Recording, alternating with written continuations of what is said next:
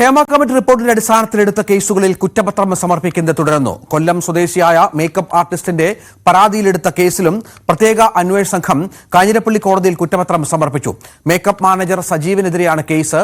നടന്മാരായ M Mukesh MLA, Idavela Babu എന്നിവർക്കെതിരായ Aluva സ്വദേശിനിയായ നടി നൽകിയ പരാതികളിൽ ഇന്നലെ പ്രത്യേക അന്വേഷണ സംഘം കുറ്റപത്രം സമർപ്പിച്ചിരുന്നു.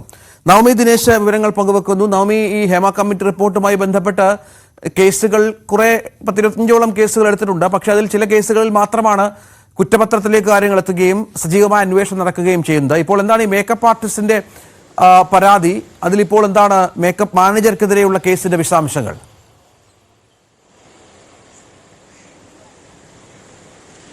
രഞ്ജിത്ത്, നമുക്കറിയാം ഈ ഹേമ കമ്മിറ്റി റിപ്പോർട്ട് പുറത്തു വന്നതിന് പിന്നാലെ കോടതിയിൽ ഈ ഹർജി പരിഗണിക്കുകയും അന്ന് കോടതി സർക്കാരിനെ രൂക്ഷമായി വിമർശിച്ചുകൊണ്ട് ചോദിച്ചിരുന്നു, ഈ ഹേമ കമ്മിറ്റി റിപ്പോർട്ട് അത് സർക്കാരിന്റെ കയ്യിലുണ്ടായിട്ടും എന്തിന് ഇത്ര നാളും പൂഴ്ത്തിവെച്ചു, അതിലെന്ത് നടപടി സ്വീകരിച്ചു എന്നൊരു നിർണായകമായ ചോദ്യം ഹൈക്കോടതിയുടെ ഭാഗത്തു നിന്നും ഉണ്ടായിരുന്നു. ആ സമയത്താണ് സർക്കാർ കോടതിയെ അറിയിച്ചത് പ്രത്യേക അന്വേഷണ സംഘത്തെ നിയോഗിച്ചിട്ടുണ്ട്.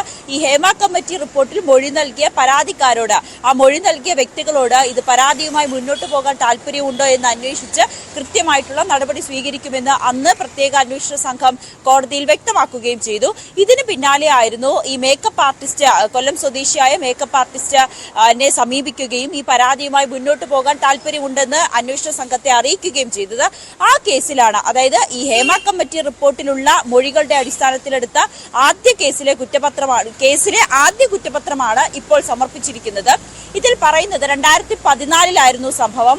മേക്കപ്പ് ആർട്ടിസ്റ്റ് ആയിട്ടുള്ള താൻ ഒരു സിനിമയിലെ സെറ്റിൽ വെച്ച് മേക്കപ്പ് മാനേജർ ആയിട്ടുള്ള സജീവ് തന്നോട് മോശമായി പെരുമാറുകയും തന്നോട് ലൈംഗിക അതിക്രമം നടത്തുകയും ചെയ്തു എന്നായിരുന്നു ഈ മേക്കപ്പ് ആർട്ടിസ്റ്റ് നൽകിയ പരാതി.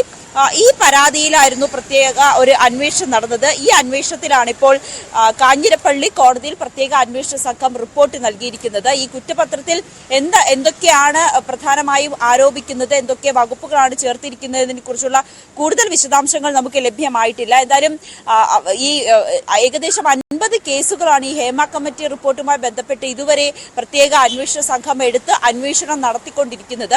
അതിൽ കഴിഞ്ഞ ദിവസമായിരുന്നു നടൻ മുകേഷിനെയും ഇടവേള ബാബുവിനെതിരായിട്ടുള്ള ആലുവ സ്വദേശിയായ നടി നൽകിയ പരാതിയിലും കുറ്റപത്രം സമർപ്പിച്ചിരിക്കുന്നത്.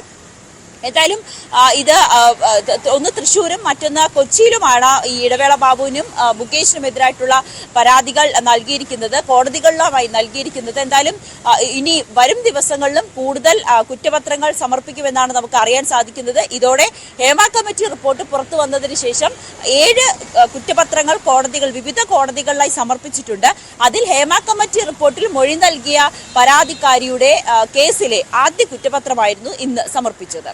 അതാണ് സാഹചര്യം. ഏതായാലും ആദ്യ കുറ്റപത്രം സമർപ്പിച്ച സാഹചര്യം കൂടിയുണ്ട്. ഹേമ കമ്മിറ്റി റിപ്പോർട്ടുമായി ബന്ധപ്പെട്ട് കുറ്റപത്രങ്ങൾ സമർപ്പിക്കുന്നത് തുടരുകയുമാണ്.